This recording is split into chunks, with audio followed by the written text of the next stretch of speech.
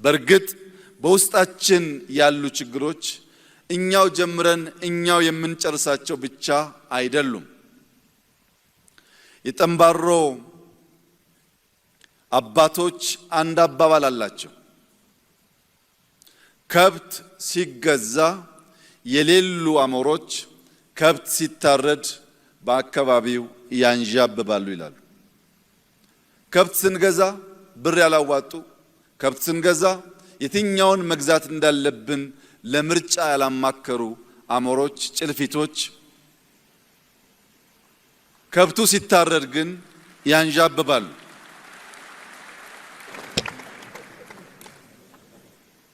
ኢትዮጵያ ውስጥ ኮሽ ሲል ያደፈጡ የሚነቁ የዘመናት ያልተቋረጠ የጠላትነት ስሜት ያላቸው አገራት አሉ።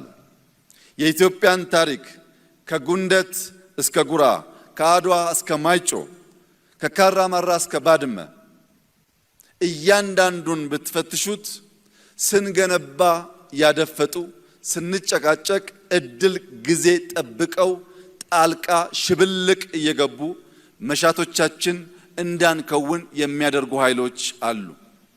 በዚህ የሽብልቅ ጉዞ በእኛ ስንፍና በነሱ ጊዜን በመጠቀም የሽብልቅ ጉዞ የጥንቱን ታሪክ ብንተው በቅርቡ ቀይ ባህርን ያጣንበት አጋጣሚ የዚህ እኩይ ታሪካዊ ክስተት አንዱ መገለጫ ነው።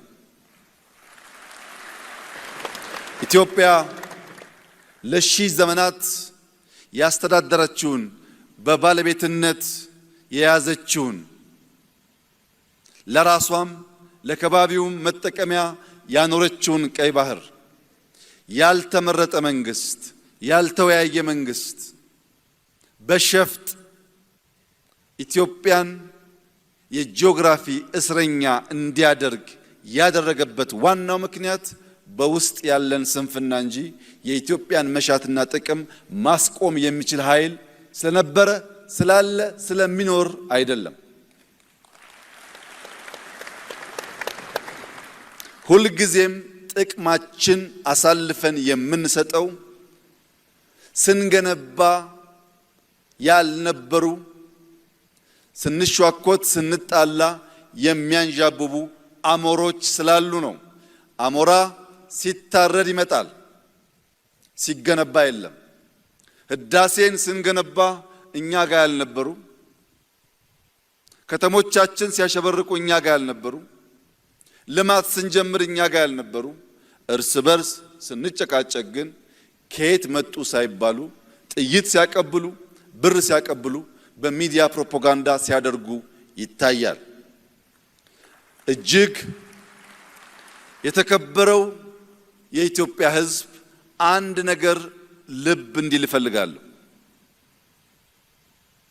ምንም ጉዳይ በውስጥ ቢያከራክረን፣ ምንም ጉዳይ በውስጥ ቢያጨቃጭቀን እንዲህ ባለው መድረክ መነጋገር፣ መወያየት፣ መፍታት ስለምንችል ለሌሎች ኃይሎች ጥቅም የኢትዮጵያን መሻት፣ የኢትዮጵያን ብሔራዊ ፍላጎት አሳልፈን የምንሰጥ በታሪክ ውስጥ እንክርዳድ ሆነን የምንታይ ዜጎች ላለመሆን እያንዳንዳችን ጥረት ማድረግ ይኖርብናል።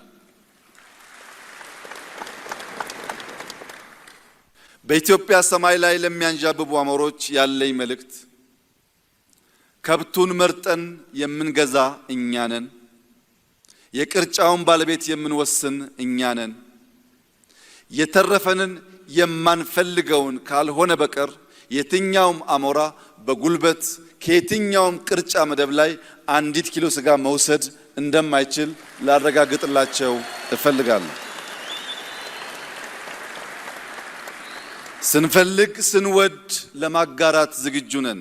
ከፍቃዳችን ውጭ ግን ለሺህ ዓመታት የኖረች የጸናች ኢትዮጵያ በቀላሉ በማይበጠስ ክር በማይበጠስ ገመድ የተሰናሰለች ኢትዮጵያ አሁን ባለው ፕሮፓጋንዳ ትዘናጋለች፣ ጥቅሟን አሳልፋ ትሰጣለች ብሎ መገመት ከንቱ ምኞት ስለሆነ ከወዲሁ የኛን ታሪክ በትክክለኛው መንገድ አገላብጣችሁና አውቃችሁ ቀልባችሁን በመመለስ ለጋራ ጥቅም በጋራ እንድንሰራ ጥሪዬን ላቀርብላችሁ ፈልጋለሁ።